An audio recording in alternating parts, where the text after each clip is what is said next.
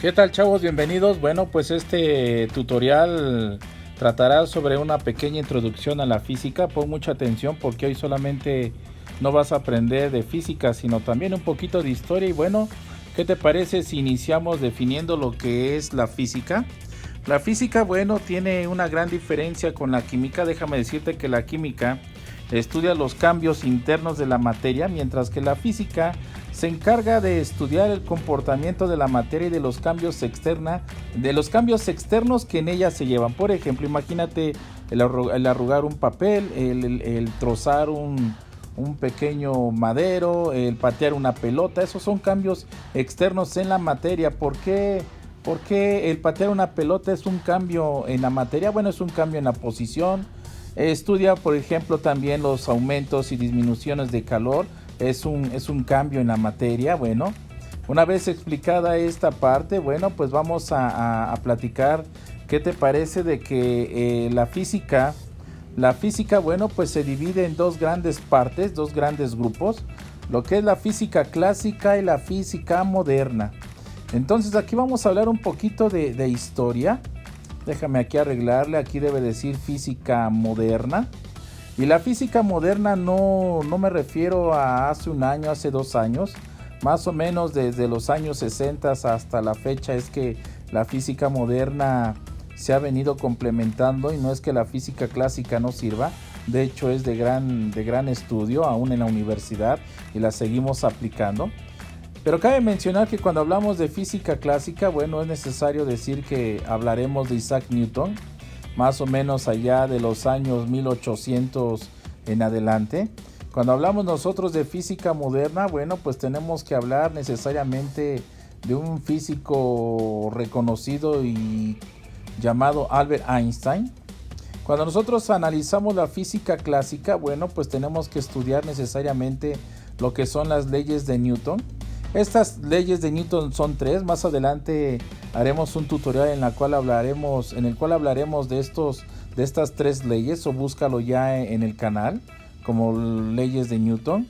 Y las leyes de Newton también se conocen como leyes de la mecánica clásica. La física clásica, bueno, pues analiza la gravedad, analiza esta constante de gravitación universal. De ahí que se dice que Einstein estaba sentado debajo de un árbol de manzanas y una manzana le cayó en la cabeza y él empezó a preguntarse por qué razón caían las cosas. Pero bueno, resulta que la física clásica se ve limitada por un fenómeno llamado luz, el cual su velocidad es de 300,000 kilómetros por segundo. Y las leyes de la física clásica pues no son suficientes para poder estudiar este fenómeno. Por eso es que nace la física moderna. Pero para poder entender esto, ¿qué te parece si entramos a un poquito a la historia? Lo que es la Segunda Guerra Mundial, y aquí esto se pone más interesante. ¿Qué tiene que ver la Segunda Guerra Mundial con esta parte de la física clásica y la moderna? Bueno, recordemos que existían en la Segunda Guerra Mundial dos bandos. Uno de ellos eran los países del eje, constituidos por Italia, por Japón y bueno, por el más malo de todos, que era Alemania, el cual era dirigido por ese señor loco que era Adolfo Hitler.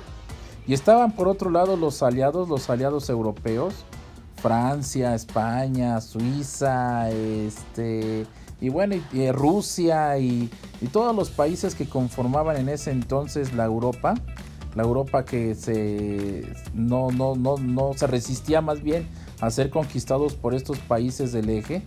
Y había por ahí un país que, aunque no es europeo, era un país que se mantenía al margen de esto. Ahí se habla de que, por ejemplo, Estados Unidos, situado en América, limitaba que barcos nazis llegaran a Chile por un elemento llamado plutonio, porque ellos ya querían inventar una arma poderosa. Y resulta que, bueno, pues Japón decide atacar a Estados Unidos antes de que Estados Unidos decidiera meterse en la guerra. Recordarán ustedes esa película de Pearl Harbor.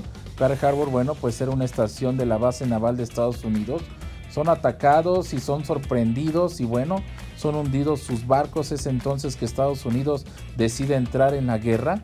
Y ya ustedes, bueno, vean esa película y van a conocer mucho de esta historia y de esta parte. Y bueno, pues son vencidos Italia, es vencida Alemania cuando comete ese error de atacar a Rusia en el invierno, cuando los rusos, bueno, estaban acostumbrados a bajas temperaturas y los soldados alemanes no lo estaban. Ese fue un error que cometió Hitler.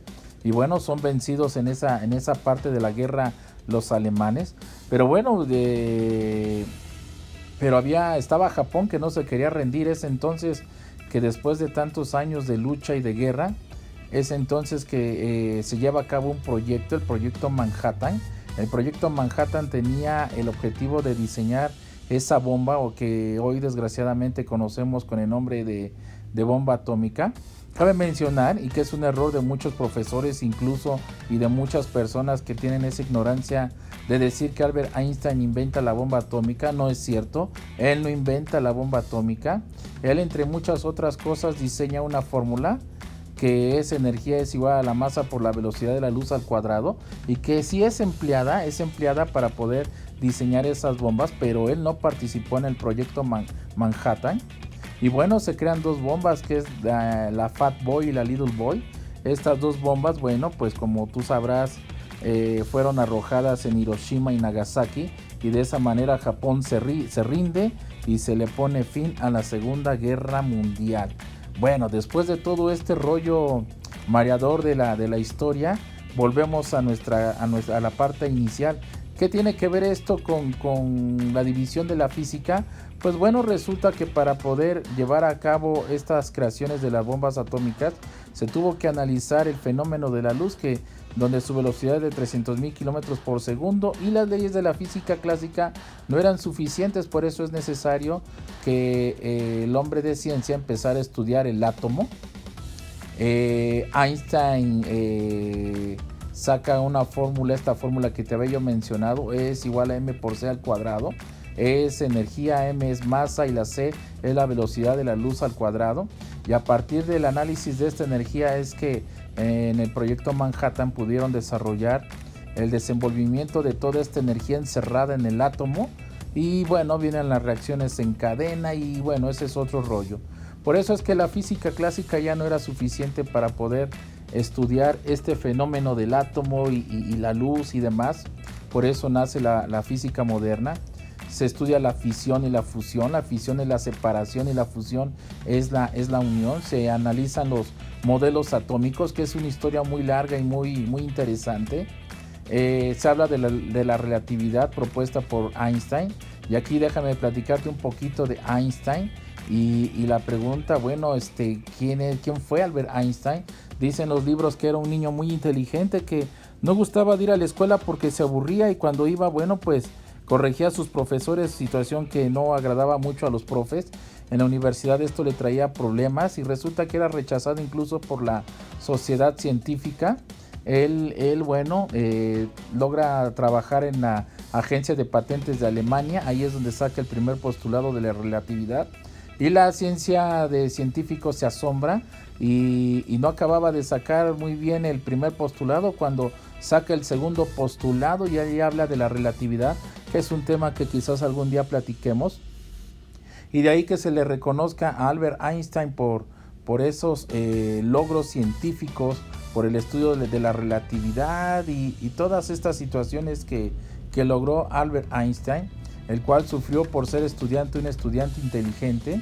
Dicen que no iba a la escuela porque se aburría. Y bueno, pues sale, chavos, ahí te dejo este tutorial.